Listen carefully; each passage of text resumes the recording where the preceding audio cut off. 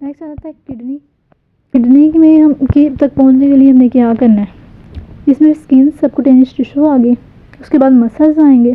उसमें ना हमने स्किन सबक्यूटेनियस टिश्यू के बाद 2 फेशिया आ गए थे, ठीक है। इसमें भी 2 फेशिया, लेकिन उसमें 3 फेशिया थे ऊपर वाले में, फेशिया कैम्पर, फेशिया कार्पा, मसल्स के बाद, मसल्स से पहले और मसल्स के बाद। इसमें मसल्स के दरमियान में आएंगे स्किन सबक्यूटेनियस टिश्यू के बाद 2 मसल्स आएंगे, 3 मसल्स आएंगे बैक वाले।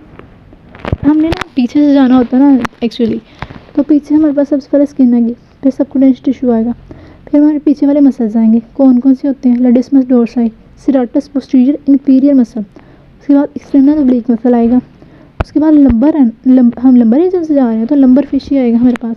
उसके बाद आगे वाले मसल्स आएंगे, वो कौन से हैं, इंटरनल ओब्लिक और ट्रांसवर्स एब्डोमिनस मसल्स। ऊपर से हम अपेंडेक्टमी में किया था external oblique aponeurosis, internal oblique muscle, और वो इसमें हमने मसल आई एक्सटर्नल ओब्लिक मसल। तो इसमें हमने स्किन सबक्यूटेनियस टिश्यू, ऊपर भी हमने जब अपेंडेक्टमी की थी ना उसमें 3 फेशिया था, एक फेशिया शुरू पे था, उसके पास मसल से, उसके बाद फेशिया था। इसमें क्या है, इसमें स्किन सबक्यूटेनियस टिश्यू के बाद 3 स्ट्रक्चर्स हैं, फिर फेशिया है, फिर 3 स्ट्रक्चर्स हैं, फिर फेशिया है। अब 3 की काउंटिंग करनी है, स्किन सबक्यूटेनियस टिश्यू, और फिर पीछे से हमने पीछे से जाते हैं ना किडनी में, तो latissimus dorsi, serratus posterior inferior muscle, external oblique muscle. Appendectomy में हमने एपोनेव्रोसिस था, यहाँ पे एक्सटर्नल ओब्लिक मसल है। उसके बाद मैंने कहा था 3 स्ट्रक्चर्स के बाद आ जाता है फेशिया, तो यहाँ पे लंबर फेशिया आता है। उसके बाद दोबारा 3 स्ट्रक्चर्स आते हैं, उसमें 2 मसल्स होते हैं आगे वाले, इंटरनल ओब्लिक मसल और ट्रांसवर्स एब्डोमिनस मसल।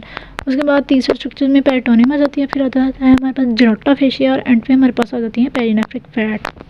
नेक्स्ट आता है इंग्वाइनल हर्निया, तो इसने बताया सर्जिकल एनाटमी बतानी है। इंटीरियर वॉल होती है, पोस्टीरियर वॉल होती है, रूफ होती है, फ्लोर होता है। Anterior A for anterior, A for aponeurosis, तो एक्सटर्नल ओब्लिक का एपोनेरोसिस से बनता है। और जो पोस्टीरियर है PFT से कर सकते हैं इसको, P posterior, F fascia, T से PFT फेशिया ट्रांसवर्सालिस। रूफ जो है इसकी रिट से कर सकते हैं हम इसको, रूफ इंटरनल ओब्लिक और ट्रांसवर्स एब्डोमिनस। फ्लोर फेल से कर सकते हैं, F floor inguinal ligament.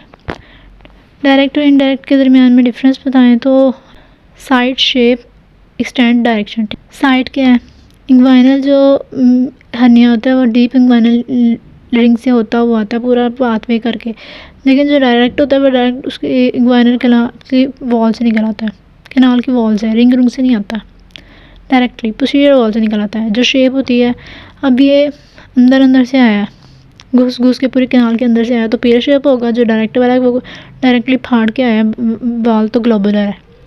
Extent है, जो इनडायरेक्ट है वो जनरली स्क्रोटल होती है, लेकिन जो डायरेक्ट है वो रेयरली स्क्रोटल होती है, इनडायरेक्ट स्क्रोटल। डायरेक्शन है, अब ये जो हमारी पड़ी होती है कैनाल, तो वो उसकी डायरेक्शन वो स्ट्रेट तो नहीं होती ना, तो वो इसलिए इसका पाथवे भी ओब्लिक होता है, लेकिन जो डायरेक्ट वाला है उसका स्ट्रेट पाथवे होता है। इंग्वाइनल कैनाल की बाउंड्रीज पूछ ली है उसने। अच्छा, इंग्वाइनल कैनाल की सर्जिकल एनाटमी में सबसे पहले इंग्वाइनल कैनाल होती क्या है, मसल्स के दरमियान पैसेज है, ओब्लिक है ना, ओब्लिक पैसेज है, तो इसीलिए इनडायरेक्ट हर्निया की डायरेक्शन भी ओब्लिक है। Oblique intermuscular passage 4 cm, about 4 cm long, ठीक है, अबाउट 4 cm लॉन्ग। कहाँ पे होता है, इंग्वाइनल लिगामेंट के ऊपर, मीडियल हाफ के ऊपर, ठीक है, इंग्वाइनल लिगामेंट के मीडियल हाफ के ऊपर। नेक्स्ट उन्होंने पूछा हुआ location of deep inguinal ring, तो डीप इंग्वाइनल रिंग इसको हमने ड्राफ्ट से कर सकते हैं, deep R ring, deep DR से डीप रिंग, ओ से क्या है, ओवल ओपनिंग, FT फेशिया ट्रांसवर्सालिस, ठीक है। और ये मिड इंग्वाइनल पॉइंट से ना 1.25 cm अबव होती है। नेक्स्ट आता है इंग्वाइनल ट्रायंगल, तो इंग्वाइनल ट्रायंगल की जो बाउंड्रीज होती हैं, ये इसका जो नीचे पड़ा हुआ इंग्वाइनल लिगामेंट पड़ा है, इसकी जो मीडियल बाउंड्री है रेक्टस एब्डोमिनस बनाता है, और लेटरल बाउंड्री बनाता है inferior epigastric arteries vessels. Male में इंग्वाइनल कैनाल के कंटेंट्स क्या होते हैं, तो इसमें से कोर्ड गुजरती है, 2 नर्व्स होती हैं, आर्टरी लिम्फेटिक्स होती हैं। नर्व्स कौन सी है, नर्व है इलियो इंग्वाइनल नर्व और genital branch of the genitofemoral nerve. इसको हम बिग्स से कर सकते हैं, ब्लड, ठीक है, आई से इलियो इंग्वाइनल, जी से genital branch of the genitofemoral nerve और सुपर स्पर्मेटिक कोड। नेक्स्ट आ जाता है हर्नियल सर्जरी में सैक तक पहुंचने के लिए क्या क्या हम इसको हम सैक से ही कर सकते हैं। सैक में एस भी दो है, सी भी दो है। स्किन सुपरफिशियल फेशिया, ठीक है, स्किन सुपरफिशियल फेशिया। इसके बाद एपोन्यूरोसिस, एक्सटर्नल ब्लीक एपोन्यूरोसिस। सी से कवरिंग ऑफ द सैक, पहले सब कवरिंग ऑफ कोड आएगी, फिर सब कवरिंग ऑफ द सैक आएगी। रिस्क पे हर्नियल सर्जरी में नर्व कौन सी रिस्क पे होती है? इलियो-इंग्वाइनल नर्व। आगे आता है फेमोरल हर्निया। तो फेमोरल हर्निया की बाउंड्रीज़ क्या होती हैं, मतलब फेमोरल ट्रायंगल की बाउंड्रीज़ क्या होती हैं? तो इसमें ना 2 लिगामेंट्स होते हैं, ठीक है। आगे इसके होता है इंग्वाइनल लिगामेंट, पीछे पी से पी पोस्टीरियर पी और पेक्टन प्यूबिस, पी से pubis pecten pubis, P for P posterior, P for pubis. Medial पे होता है इसके लेकुनार लिगामेंट और लेटरल साइड पे होता है फेमोरल वेन। नेक्स्ट वो कह रहा है स्ट्रक्चर्स जो कि फेमोरल हर्निया में वो इम्पीड मतलब रुकावट पैदा करते हैं, वो कौन से होते हैं? लूप होती है ना, loop of bowel, loop of bowel. इसके अलावा वेसल जो इंजरी की वजह हो सकती है इसमें, तो वो फेमोरल वेन होती है। नेक्स्ट ब्लड वेसल्स में से फेमोरल वेन के स्ट्रक्चर्स रिलेशंस पूछ रहे हैं, तो इसके रिलेशंस वही है जो फेमोरल हर्निया या फेमोरल ट्रायंगल के थे, ठीक है। बस इसका लेटरल वाला डिफरेंट है। लेटरल खुद थी ना, तो लेटरल इसकी artery femoral. Anterior inguinal ligament ही है, मीडियल लेकुनार लिगामेंट ही है, पोस्टीरियर भी लिगामेंट ही है, ठीक है। इलियोपेक्टिनल, पहले पेक्टिनस प्यूबिस था, मसल था, अब ये पेक्टिनियल लिगामेंट है। लेटरल साइड पे पहले ये फेमोरल आर्टरी वेन थी, अब खुद आर्टरी हो जाएगी। नेक्स्ट आ जाता है टेस्टिस। तो इसमें कह रहे हैं कि 4 ईयर ओल्ड बॉय है, उसकी राइट टेस्टिस मिसिंग है, ठीक है, और नाइब ग्रोइन में पाल्पेबल हैं। तो काउंसलिंग क्या करेंगे? काउंसलिंग हम करेंगे, उसकी कॉम्प्लिकेशंस बताएंगे। कॉम्प्लिकेशंस को हम मैथ से कर सकते हैं। एम से मैलिग्नेंसी, ए से एट्रोफी, टी से ट्यूमर, टी से 2 हैं ट्यूमर नहीं, टेस्टिकुलर टॉर्जन हो सकती है, ट्रॉमा हो सकता है। एच से हमारे पास हर्नी है और एस से स्टीरिलिटी, इनफर्टिलिटी की जगह स्टीरिलिटी कर लेते हैं। इन्वेस्टिगेशन हम कौन सी कराएंगे? अल्ट्रासोनोग्राफी कराएंगे, लेप्रोस्कोपी कराएंगे। अब कह रहे हैं ऑर्किडोपेक्सी की स्टेप्स बताएं। तो सबसे पहले ना हमने स्क्रोटल ट्रांसवर्स स्क्रोटम पे ना इंसिजन देनी है। उसके बाद हमने ना डार्टोस मसल होता है, वहाँ पे ना पाउच क्रिएट कर लेनी है, ठीक है। पहले स्क्रोटम पे इंसिजन दी, फिर पाउच क्रिएट कर ली, फिर हमने ना इंसिजन को डीप करना है, स्क्रोटम से टेस्टिस तक चले जाना है। अब हमने ना टेस्टिस की साइड में टेस्टिस की जो अटैचमेंट्स है ना, उसको हमने रिमूव करना है। गवर्नैक्युलर अटैचमेंट्स उसकी रिमूव करेंगे तो हमें नज़र आ जाएगा, क्रीमेस्टेरिक फाइबर्स के अंदर नज़र आ जाएगा, ठीक।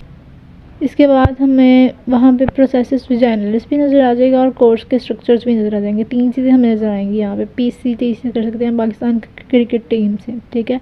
कोड नज़र आ जाएगी, टेस्टिस नज़र आ जाएंगे, पेटेंट प्रोसेसेस विजाइनलिस। इसके बाद हमने ये करना है, अब हमने क्रीमेस्टेरिक फाइबर्स के अंदर टेस्टिस पड़ा हुआ था ना, उसको हमने उसको और हमें क्या क्या नज़र आया था? टेस्टिस, कोड और प्रोसेसेस विजाइनलिस, ठीक है। हमने क्या करना है, जो फाइबर्स है ना जिसमें टेस्टिस पड़ा हुआ है और वो जो हर्निया की सैक है, उसको हमें कोड के स्ट्रक्चर से अलग कर लेना है। अब हमने सैक पहले तो उसको सैक को कोड से अलग किया, अब हमने सैक को वैसे खींचना है, मोबिलाइज़ करना है। हमने उसको मोबिलाइज़ कर लिया, तो हमने ना हर्नियल सैक को जाके जहाँ पे वो ओरिजिनेट हुआ था ना, उसको वहाँ पे जाके लाइगेट कर देना है इंटरनल इंग्वाइनल रिंग में, ठीक है। इंटरनल इंग्वाइनल रिंग पे उसके ओरिजिन वाले लेवल पे ना उसको जाके लाइगेट कर देना, हाई लाइगेशन कर देनी है। अब जो टेस्टिस है उसको डार्टोस पाउच में डाल देना है। हमने डार्टोस पाउच बनाई थी, टेस्टिस को डार्टोस पाउच में डाल दिया, फिर हमने पाउच को स्क्रोटल सेप्टम से जोड़ दिया। अब हम पाउच को तो जोड़ दिया, अब हमने स्किन को क्लोज करना है डिजोल्वेबल सूचर से। क्या किया हमने? सबसे पहले ना स्क्रोटम पे इंसिजन दी, फिर हमने डार्टोस पाउच बनाई, ठीक है, डार्टोस मसल में पाउच बना ली, फिर हमने स्क्रोटम से इंसिजन को डीप करते हुए टेस्टिस में चले गए। हमने टेस्टिस के साथ जो गवर्नैक्युलर अटैचमेंट थी उसको रिमूव किया, तो हमें PCT नज़र आ गया, प्रोसेसेस विजाइनलिस, कोड और टेस्टिस।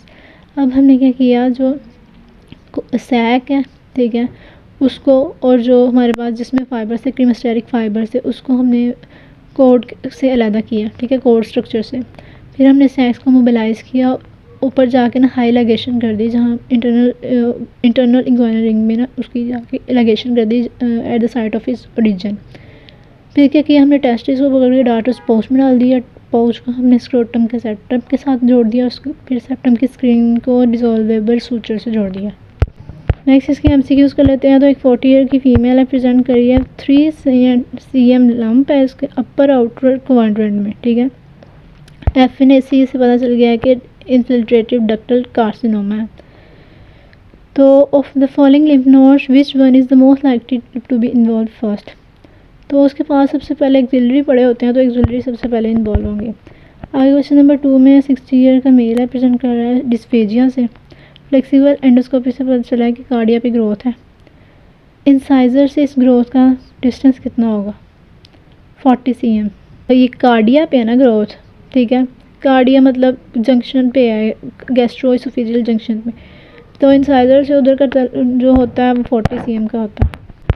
उसके बाद क्वेश्चन है कि गैस्ट्रिक सर्जरी के दौरान surgeon must appreciate that right gastroepiploic artery that run. तो जो मैंने कहा था बड़े नामों वाली होती हैं वो ग्रेटर के पास होती हैं, तो ग्रेटर कर्वेचर। आगे स्ट्रक्चर जो मेस्टेक्टमी में हमने प्रिजर्व करना है वो मैंने लिट से और एक्सेलरी वेन आ जाती है उसमें, ठीक है।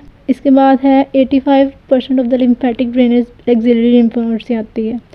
थायरोइडेक्टमी में हमने रीकरेंजियो और उसको एक्सटर्नल को करना होता है। डीप रिंग एक्लूजन टेस्ट जो होता है इससे हमें क्या पता चलता है? इससे हमें डायरेक्ट और इनडायरेक्ट के बारे में पता चलता है। थायरोइडेक्टमी में हमने रिकरेंट को बचाना है। क्रीमस्टेरिक मसल्स की इनर्वेशन क्या है? तो हमने जो कोड के स्ट्रक्चर्स पढ़े थे ना मेल के, जो कैनाल के स्ट्रक्चर्स थे, इंग्वाइनल कैनाल के जो स्ट्रक्चर्स थे उसमें नर्व पड़ी थी। तो क्रीमस्टेरिक को कौन सप्लाई करती हैं? तो genital branch of genitofemoral nerve. आगे है superior mesenteric artery angle with aortas, उसका एंगल कितना होता है? तो नॉर्मल 40 to 60 होता है। लेस देन 25 हो तो पैथोलॉजिकल होता है। नॉर्मल 40 to 60 होता है, तो 25 से कम हो तो वो पैथोलॉजिकल होता है। कैलस ट्रायंगल के कॉन्स्टेंट्स क्या होते हैं? तो कैलस को सिस्टिक हेपेटिक भी, सिस्टोहेपेटिक ट्रायंगल भी कहते हैं। तो सिस्टिक हेपेटिक और ठीक है, हेपेटिक आर्टरी, सिस्टिक आर्टरी और ये। इसके बाद थायरोइडेक्टमी के बाद हॉर्सनेस की हो जाती है, तो रिकरेंट लैरिंजियल डैमेज हो जाएगा। डायरेक्ट इंग्वाइनल हर्निया का जो मैश है हम किस किस के दरमियान में रखते हैं? कॉन्जॉइंट टेंडन और इंग्वाइनल लिगामेंट के दरमियान में रखते हैं। मोस्ट रिपीटेड स्ट्रक्चर्स जो हमने थायरोइडेक्टमी में करने हैं, तो रिकरेंट लैरिंजियल नर्व उसकी वजह से हॉर्सनेस हो जाती है। फर्स्ट ब्रेस्ट जो लिम्फ नोड्स इन्वॉल्व होते हैं ब्रेस्ट कैंसर में एक्सिलरी लिम्फ नोड्स हैं।